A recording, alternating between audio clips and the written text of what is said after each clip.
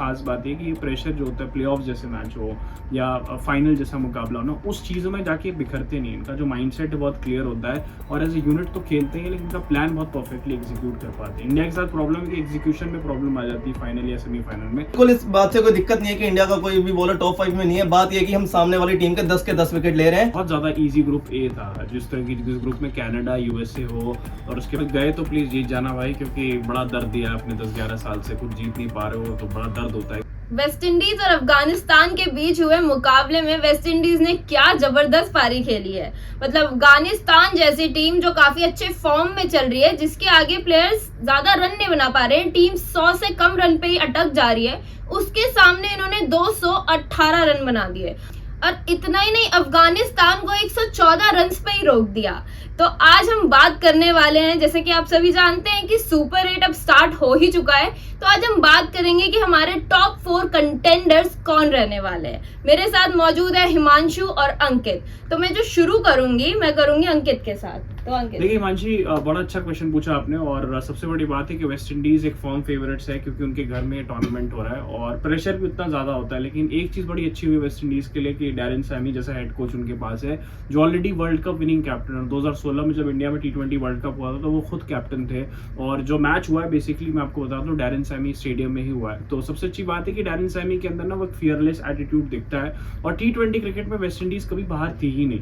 इनके पास प्लेयर्स हैं, और जब अपने घर में खेल रहे हो जिस तरह के पावर हिटर्स उनके पास है, वन ऑफ द कंटेंडर्स अगर आप पूछेंगे, मैं धीरे धीरे करके आपको 4 सेमीफाइनलिस्ट बताऊंगा, लेकिन वन ऑफ द कंटेंडर्स जो कि आसानी से मुझे लगता है जिसको ज्यादा प्रॉब्लम होनी नहीं चाहिए सेमीफाइनल पहुंचने के लिए, वेस्ट इंडीज की टीम है। रीजन बहुत सिंपल है, रॉबिन पॉवेल जो उनके कैप्टन है इस वक्त, निकोलस पूरन जिन्होंने अभी हिमांशी ने जिस तरह से डिस्क्राइब किया कि 100 रन पे ही उन्होंने बुक कर दिया, पूरी 100 रन पे अफगानिस्तान को बुक कर दिया, तो उसमें निकोलस पूरन ने 90 का स्कोर मारा था। और उसके साथ साथ जॉनसन चार्ल्स के अंदर बहुत पोटेंशियल दिखता है। पूरी टीम अगर आप देखेंगे ना हिमांशी, अच्छी है, एक बैलेंस साइड है उनकी कंडीशंस को देखते हुए। तो मुझे ऐसा लगता है कि एक कंटेंडर मैं अभी बता देता हूँ, वेस्ट इंडीज जो मुझे लगता है सेमीफाइनल में पहुंच जाएगी आसानी से। तो क्या लगता है वेस्ट इंडीज क्या तीसरा कप उठाएगी इस बार अपना? देखिए वेस्ट इंडीज तीसरा कप उठा सकती है, बट हमें भूलना नहीं चाहिए जो आज का मुकाबला जहां खेला गया था वो स्टेडियम पे या उस पिच पे खेला गया था जहां बहुत स्कोर हो रहे हैं। हमें पिछले 3 मुकाबले भी हमने वहां पे देखे, सेंट लूसिया में हो रहा है ये मुकाबला, और वहां पे 200 के राउंड स्कोर बन रहे हैं। इंग्लैंड ऑस्ट्रेलिया का भी जब मैच हुआ था तो वहां पे भी 200 रन बने थे। अभी पिछला मुकाबला नीदरलैंड्स और श्रीलंका के बीच में हुआ था, वहां पे भी 200 रन बने थे। तो हमें एक मैच से ये नहीं देखना चाहिए कि वहां पे स्कोर ऐसा बना लिया उन्होंने अफगानिस्तान के खिलाफ तो बहुत अच्छा खेल रहे हैं, डेफिनेटली बहुत अच्छा खेल रहे हैं, बट पिच पे भी डिपेंड करता है। अगर पिच उन्हें सामने के स्पिन वाले पिच मिल गई तो वेस्ट इंडीज के पास वो कमी है कि वो सामने वाली टीम उसको देख सकती है, उसको कैपिटलाइज कर सकती है उनकी कमी पे। हाँ, होम ग्राउंड होने का बहुत फायदा होता है कि आप सारे पिच को समझते हैं। सारी जैसे मैंने अभी कुछ दिनों पहले भी बोला था कि वेस्ट इंडीज एक ऐसी अंडरडॉग टीम है जो कि आपको शायद बड़े उस पे मैच खेलते हुए दिख सकती है, चाहे वो सेमीफाइनल का हो या फाइनल का। और बोले ना कि T20 में ऐसा हम कहते हैं कि वेस्ट इंडीज बहुत ही ज्यादा अच्छी टीम है, कभी उनको आउट नहीं रख सकते, पर 2022 का जो T20 वर्ल्ड कप हुआ था उसमें वो क्वालिफाई तक भी नहीं कर पाए थे। तो ये चीज बिल्कुल नहीं भूलनी चाहिए। बाकी टीम्स भी खेल रही हैं, तो बाकी टीम्स भी बहुत अच्छे फॉर्म में खेल रही हैं। 4 मैचेस आप जीते हैं, पर आप किन टीम्स के खिलाफ जीते हैं, किस सिचुएशन से जीते हैं, ये भी नहीं भूलना चाहिए आपको। बिल्कुल, वेस्ट इंडीज का थोड़ा सा कंपैरेटिवली अगर आप देखेंगे तो ग्रुप थोड़ा सा इजी था। हालांकि ग्रुप तो मुझे लगता है इंडिया पाकिस्तान वाला भी इजी था, बहुत ज्यादा टफ नहीं था। पाकिस्तान नहीं, वहां की पिचेस टफ थी ना बहुत। हाँ, लेकिन पाकिस्तान नहीं क्वालिफाई कर पाई। मैं बहुत सरप्राइज हूँ, क्योंकि बहुत ज्यादा इजी ग्रुप ए था। जिस तरह की जिस ग्रुप में कनाडा यूएसए हो और उसके बाद आयरलैंड हो, इतनी बड़ी टीमें नहीं है जितनी आपको बड़ी दिख रही है ऑन पेपर, और जिस तरह की पिचेस थी उसने और ट्रिकी कर दिया।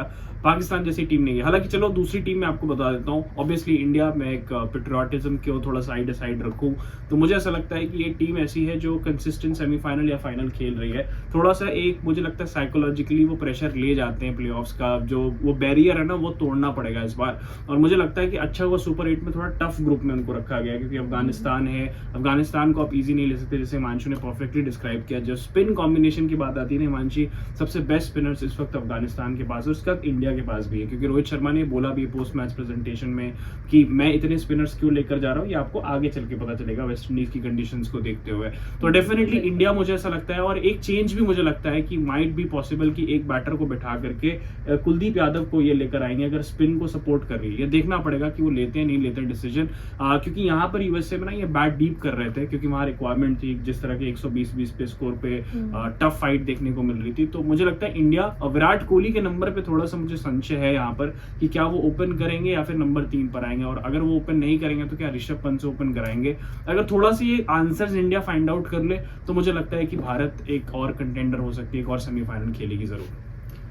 जैसे आप मतलब पता ही है कि टॉप 5 रन गेटर्स या फिर टॉप 5 विकेट टेकर्स में अभी तक इंडिया का कोई नहीं है। चलो रन्स में मैं मानती हूँ यूएसए की पिच काफी कठिन थी, पर लेकिन विकेट्स में भी कोई नहीं है, तो इस बारे में क्या बोलेंगे? कोई थ्रेट लग रहा है आपको? देखिए ये चीज बताती है कि आप एज अ टीम कैसे खेल रहे हैं। ये जो ये स्टैट है ये दर्शाता है कि एज अ टीम इंडिया की जो बॉलिंग यूनिट है वो किस हिसाब से परफॉर्म कर रही है, क्योंकि अगर टॉप 5 में नहीं भी है तब भी विकेट्स हमने देखा है कि उन्होंने विकेट चटकाए हैं, 10-10 विकेट्स लिए हैं। तो आप खुद ये अंदाजा लगाइए कि जो हमारी पेस यूनिट है, हार्दिक है, बुमराह है, सिराज है, हर्षदीप है, ये चारों मिलके किस हिसाब से एक यूनिट में बनकर बॉलिंग कर रहे हैं। एक बंदा दूसरे को कॉम्प्लीमेंट कर रहा है, अगर एक बंदा कम रन दे रहा है एक ओवर में तो अगले ओवर में आके दूसरा बंदा विकेट ले जाके दे रहा है, जो कि T20 में खेला जाता है इस हिसाब से। तो बिल्कुल इस बात से कोई दिक्कत नहीं है कि इंडिया का कोई भी बॉलर टॉप 5 में नहीं है। बात यह है कि हम सामने वाली टीम के 10 विकेट ले रहे हैं, और ये चीज मैटर करेगी हमारी वेस्ट इंडीज में भी। हालांकि यहाँ पे 10 विकेट लेना मुश्किल होगा, खासकर सैंड लूसिया जैसी जो पिचेस होंगी। इंडिया ऑस्ट्रेलिया का मैच भी सैंड लूसिया वाली पिच पे होना है, तो ये वहां पे मैटर करेगा कि आप 10 विकेट वहां पे निकाल पा रहे हैं ना निकाल पा रहे हैं। बट हमने अफगानिस्तान का भी देखा, अफगानिस्तान के जो बॉलर हैं फजल फारूकी और नंबर 1 पे चल रहे हैं, पर उनकी जैसे आज के मैच में भी देखा, अब नहीं चल पाया, बॉलिंग नहीं कर पाया आज के मैच में, ज्यादा अच्छी बॉलिंग की तरफ से नहीं हुई। वेस्ट इंडीज ने काफी अच्छा स्कोर बनाया। तो ऐसे पिचेस पे देखना होगा कि कैसी बॉलिंग करवाते हैं इंडिया की भी बॉलिंग यूनिट, और मुझे इंडिया की बॉलिंग यूनिट पे भरोसा है कि वो जो हमारी ये पेस जो 4 पेस करवा रहे हैं, साथ में अगर पता चले अभी आगे जाके शायद कुलदीप खेले सिराज की जगह पे, वो भी अंदर आता है। खबर है कि सिराज को शायद बैठाएंगे। बिल्कुल, क्योंकि सिराज अभी अर्शदीप को तो बिल्कुल बैठा नहीं सकते, वो दोनों तरफ गेंद को लहराते हैं, तो बिल्कुल आप सिराज को बैठा सकते हैं और कुलदीप को उनकी जगह पे ला सकते हैं। और तब ये मैटर करेगा कि आप तब मिलके पूरी ऐसा बॉलिंग यूनिट मिलकर आप सामने वाली टीम की 10 विकेट अगर निकाल दे रहे हैं तो आप बिल्कुल सेमीफाइनल में भी जा सकते हैं, और सेमीफाइनल छोड़िए आप फाइनल में भी जाके मुकाबला खेल सकते हैं। बिल्कुल, और इस बार गए तो प्लीज जीत जाना भाई, क्योंकि बड़ा दर्द दिया है अपने 10-11 साल से, कुछ जीत नहीं पा रहे हो तो बड़ा दर्द होता है, क्योंकि इतना पोटेंशियल दिखता है बट हमारी टीम कहीं ना कहीं लटखड़ा है। 2 बार टेस्ट चैंपियनशिप का फाइनल हार गए, तो उसके बाद अभी 2023 का हार्ट ब्रेक तो सबको ही याद है। 2022 में सेमीफाइनल में इंग्लैंड से 10 विकेट से हार गए, तो ये चीजें लगती हैं आपको अंदर जाकर के एज अ फैन। देखिए इस बार जो समीकरण बन रहे हैं ना, इस बार बहुत सारे बदले वाले समीकरण बन रहे हैं। मतलब अगर मैं बताऊं, जैसे हमारे ग्रुप से इंडिया और ऑस्ट्रेलिया ऐसी टीम्स हैं जो कि लग रहा है सेमीफाइनल में जा सकती हैं। वहीं हम सामने वाले ग्रुप की देखें तो सामने वाले ग्रुप में ऐसा लग रहा है कि इंग्लैंड एक ऐसी टीम होगी जो कि सेमीफाइनल में जा सकती है। उसके साथ शायद वेस्ट इंडीज या साउथ अफ्रीका में से कोई एक जाए, मेरे ख्याल से वेस्ट इंडीज जा सकती है। तो अब ये देखिए कुछ ऐसा समीकरण बने कि इंडिया और इंग्लैंड का फिर से सेमीफाइनल हो जाए, जो कि 2022 का सेमीफाइनल अगर आपको याद होगा तो 10 विकेट से हमें हार मिली थी। तो इंडिया वालों का मौका है कि वो बदला ले सकें, और अगर इंडिया वहां जीतता है और ऑस्ट्रेलिया अपना दूसरा सेमीफाइनल जीती है तो इंडिया ऑस्ट्रेलिया का एक और फाइनल होगा। पिछले बार WTC का फाइनल, उसके बाद ODI वर्ल्ड कप का फाइनल, और उसके बाद फिर से T20 वर्ल्ड कप का फाइनल। तो इंडिया के पास दोनों मौके हैं, दोनों बदले अपने ले सकते हैं इंग्लैंड और ऑस्ट्रेलिया से। बिल्कुल, तो दूसरी टीम और बता देते हो क्योंकि 2 टीमें हमने बता दी। जो तीसरी टीम है डेफिनेटली ऑस्ट्रेलिया। ऑस्ट्रेलिया की टीम को मैं बाहर नहीं रख सकता। अभी आपको याद होगा 3-4 साल पहले हिमांशु ऑस्ट्रेलिया को ना कोई T20 में चांस नहीं देता था कि यार ये कुछ कर पाएंगे। कई लोग तो ऐसा होता था कि लीग स्टेज में मतलब सोचते थे चलो लीग स्टेज की अच्छी टीम है, बट वो भूल गए थे कि भाई पुरानी ऑस्ट्रेलिया की जब वो प्लेऑफ्स में आती है तो फिर वो हारती नहीं है। वॉर्नर और स्मिथ के जाने के बाद ये हुआ था। हाँ, लेकिन जो दुबई की कंडीशंस में उन्होंने वर्ल्ड कप जीता, जिससे Pakistan, I think not wrong, Pakistan को हराया था सेमीफाइनल में, पाकिस्तान को हराया था, फाइनल में इंग्लैंड को हराया था, फाइनल में न्यूजीलैंड को हराया था उन्होंने। तो वहां से ना एक कॉन्फिडेंस बिल्ट हुआ इनकी T20 साइड में, और उसके बाद फिर ये ऑस्ट्रेलिया की साइड रुकी नहीं है। अगर आप देखेंगे जिस तरीके से जो उन्होंने परफॉर्म किया ऑफ लेटर, इनके प्लेयर्स भी ना लीग्स में खेलते हैं, और IPL जैसे जो बड़ा टूर्नामेंट जहाँ पे प्रेशर होता है वहाँ भी ऑस्ट्रेलियन प्लेयर्स की बहुत डिमांड होती है। तो एक जो मिसिंग चीज थी, जो मिसिंग एलिमेंट था, वो उन्होंने फिगर आउट कर लिया 2-3-4 साल में। और सबसे अच्छी बात यह है कि मुझे लगता है कि ये टीम की सबसे खास बात है कि ये प्रेशर जो होता है प्ले ऑफ जैसे मैच हो या फाइनल जैसा मुकाबला हो ना, उस चीज़ों में जाके बिखरते नहीं। इनका जो माइंडसेट है बहुत क्लियर होता है, और एज ए यूनिट तो खेलते हैं लेकिन इनका प्लान बहुत परफेक्टली एग्जीक्यूट कर पाते हैं। इंडिया के साथ प्रॉब्लम है कि एग्जीक्यूशन में प्रॉब्लम आ जाती है फाइनल या सेमीफाइनल में, बट ऑस्ट्रेलिया उसको एग्जीक्यूट कर जाती है। वो एक ऐसी माइंडसेट की बात होती है। तो ऑस्ट्रेलिया मेरी वन ऑफ द सेमीफाइनलिस्ट होगी, मेरी तीसरी सेमीफाइनलिस्ट ऑस्ट्रेलिया होगी अलॉन्ग विद इंडिया और वेस्ट इंडीज। इन्होंने तो अपनी चारों अच्छा बता ये चार ही ही दी बता है। दी। अच्छा हाँ अच्छा जी, अच्छा। तो- तो आखिरी में आपको बता देता हूँ, मेरे ख्याल से England would be the fourth one. England को काफी ना अभी क्रिटिसिज्म भी ऑफ लेट झेलना पड़ा लीग स्टेज में, क्योंकि मुझे नहीं लगा था कि इतना डिफिकल्ट होगा इंग्लैंड के। एक मैच तो उनका बारिश की वजह से नहीं हो पाया, उसके बाद उनको इतनी प्रॉब्लम्स आ गई मतलब क्वालिफाई करने में कि उनको नेट रन रेट देखना पड़ा और बाकी चीजें देखनी पड़ी।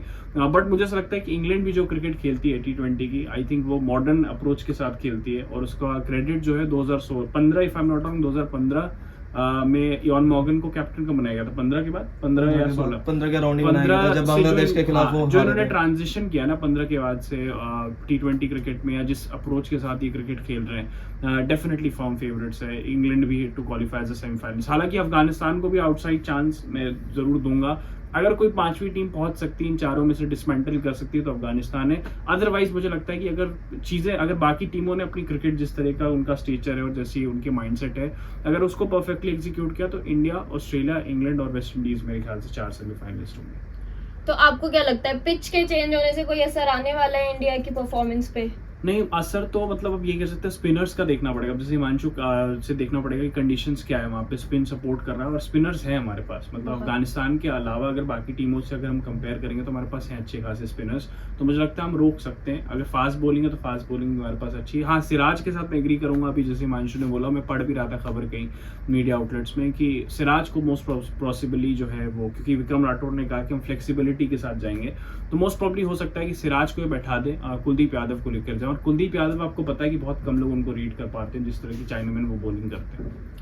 ओके, तो ये थे अंकित और हिमांशु के टॉप 4 कंटेंडर्स। आपके टॉप 4 कंटेंडर्स कौन है हमें कमेंट्स में जरूर बताएं। धन्यवाद।